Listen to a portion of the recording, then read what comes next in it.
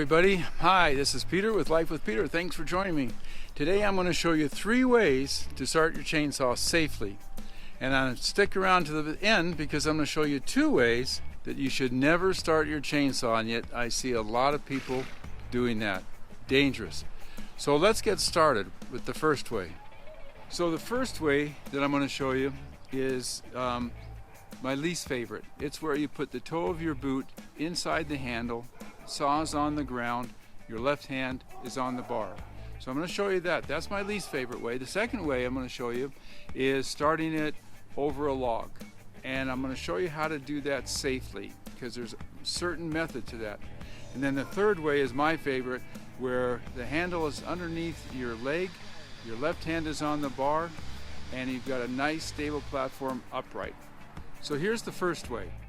So I always have my personal protection equipment with me. I never start a saw without all of it. That's the PPE that you'll often hear about.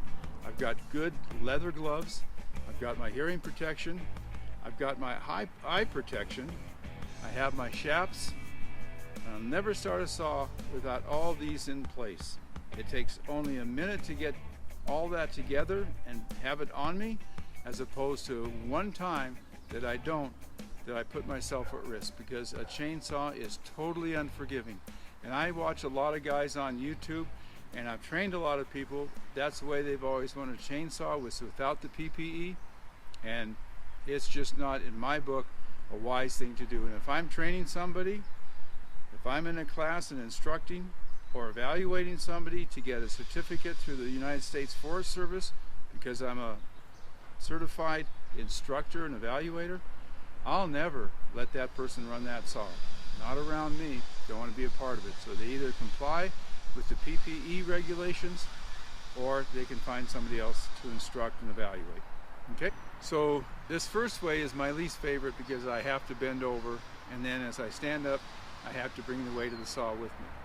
So the first way is you simply take the toe of your boot into the handle, grip the bar, making sure that that thumb is tightly wrapped around. I see a lot of people who put their hand on the bar and leave their thumb out.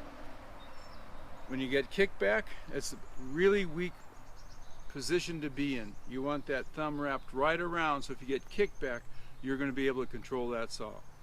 And then simply pull the cord, start your chainsaw. Make sure always, always, always, when you go to start your saw, that chain brake is engaged. Otherwise, it could lead to disastrous results.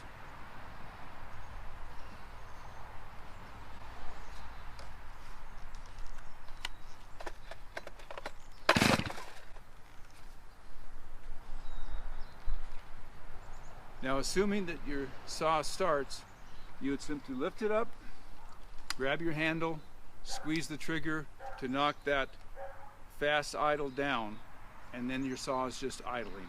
But you always, always, always, without a doubt, keep that chain brake engaged till you start your saw. Okay, let's go on to number 2 now. So the second method is to start your saw with the bar over a log. Okay, this is my second favorite way of starting a saw. It's pretty easy. One, your finger is never on the throttle. Your finger is along the side. Your finger is along the side, and you grab your pull cord, and you want the bar to be pretty much over the log. You don't want that tip here, again, because if you forgot to set the chain brake, you're going to get that saw either walking towards you or kicking back towards you. So you get that saw blade over, your finger is straight. One thing you don't want to do is pull so far out that you turn. Because if you do, when you hit the end of your cord, that saw is going to come with it. So it's a short pull, hard, fast, and a push, and a push, and a push. And this is my second favorite way of starting a chainsaw. So you'll notice on these first 2 examples, I never started my saw, and I didn't want to. I just wanted to show you the technique. On this third one, I'm going to start my saw. So I will put down my hearing protection, because you never want to run a chainsaw without that hearing protection. Okay? And what this is is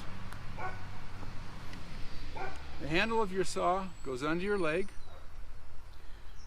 Your left hand is wrapped around the bar. Your thumb is tightly over that so that you get a really good grip. That way if it kicks back, it won't knock it out of you. This way, you could lose control of your saw with that thumb not fully wrapped around there. Chain brake is on, and you're going to pull up. When it starts, you simply hit the throttle, and that fast idle will go down to an idle. Okay?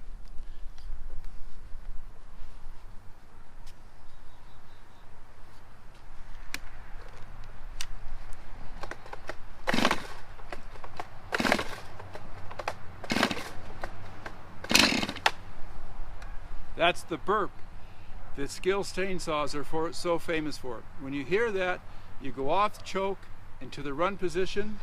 If you don't, you'll flood that saw on the next pull.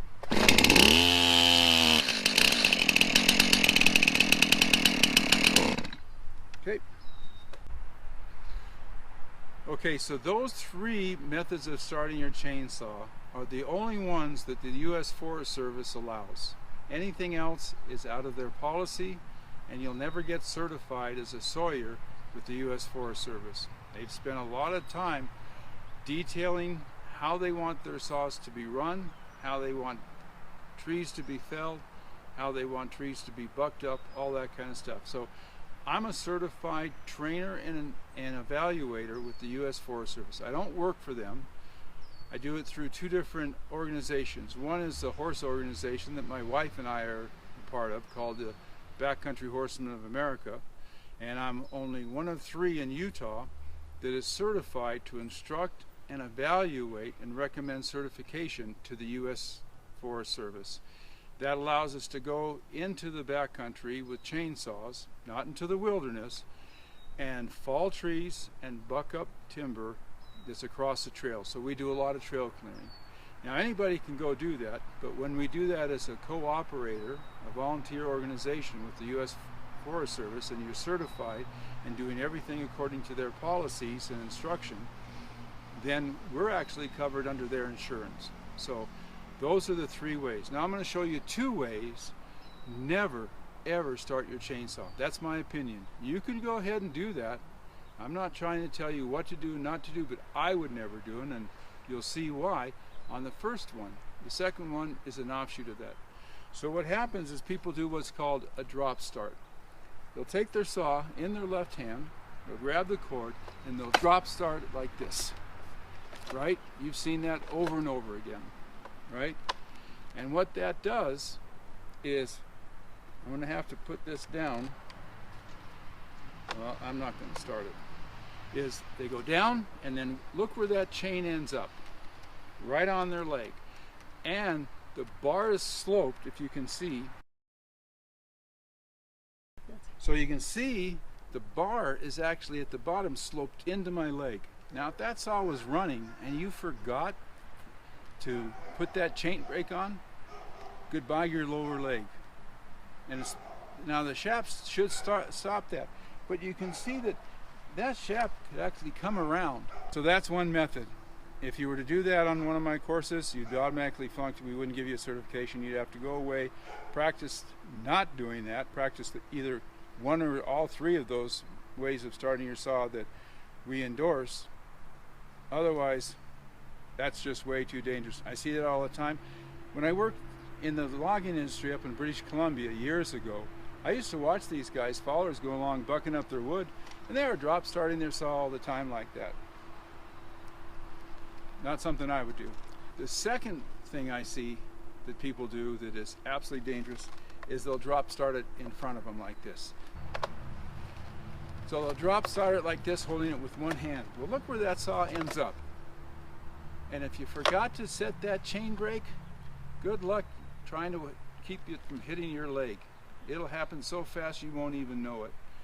So those are the three ways that I would recommend, and only those three ways in starting a chainsaw. It doesn't matter what size, manufacturer, whatever. Those are the only three ways. The two ways that I showed you, I would never ever start my saw that way. And I can tell you, when I worked up in the logging industry in British Columbia, I was in my early 20s, nobody really showed me how to operate a chainsaw safely. They didn't have this many guidelines and instruction. I used to do it that way all the time.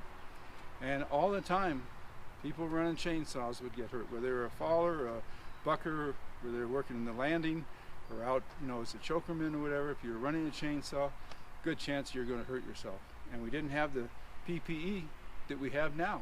So those are the ways I would recommend starting a chainsaw. The two ways that I would absolutely say it's not worth it, don't ever do it. Always have your PPE on so that you're safe and you're protecting yourself, because it only takes a minute to get all that stuff together and on your body so that you're protected. Anyway, that's it for today. Thanks for tuning in. I hope this was at least informative and maybe entertaining, but these are the things that are so important for everyone who starts a chainsaw to be thinking about, so that you're safe and you always live to another day. Thanks for being here. If you would hit the like button down below if you like the video, that would be great. If you want to subscribe, hit that notification bell as well. You'll always be notified when we put up a new video. If you've been here before, you know that we're not doing our firewood business. We got shut down, and our city that we live in won't give us a business license. But I still want to share my experience and my knowledge with you. I've been operating chainsaws for about 50 years now, and I'm a certified instructor and evaluator for the U.S. Forest Service program. And, well, I just want to share it with you and make sure that you're safe. At least you have the information now. So whatever you decide to do, all the best to you. And you know what? Keep following your dreams, because only you can make your dreams a reality. Bye for now.